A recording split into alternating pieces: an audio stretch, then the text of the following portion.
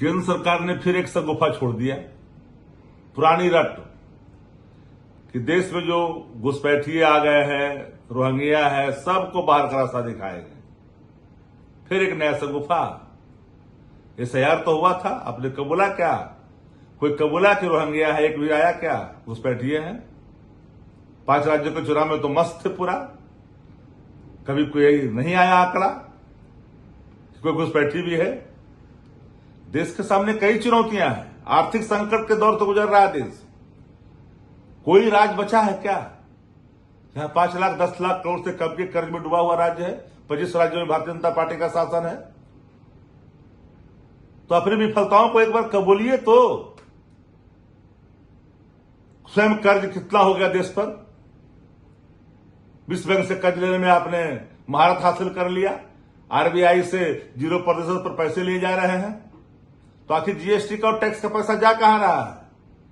राज्य पर लगातार वित्तीय बोझ कर्ज का क्यों बढ़ता जा रहा है? आर्थिक जो संकट सामने आ रहा है तूफान के रूप में, उससे कैसे निपटा जाएगा, इस पर चर्चा नहीं होती है देश के अंदर में।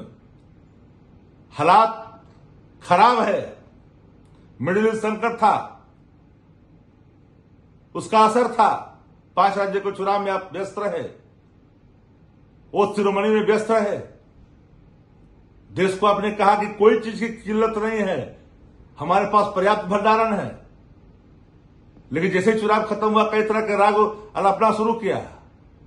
अब जो संकट है, संकट का सामना करने के लिए एक सरकार का संकल्प सामने आना चाहिए था, तो उसको छोड़कर करके फिर देश को बांटने की कोशिश हिंदू और मुसलमान के नाम पर।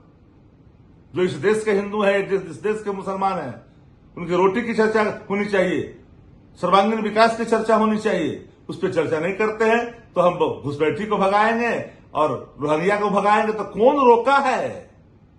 क्या कर रहे थे 12 साल से? हाथ पर हाथ रखकर बैठे थे। सीमा सुरक्षा तो आप ही के कंधों पर थी।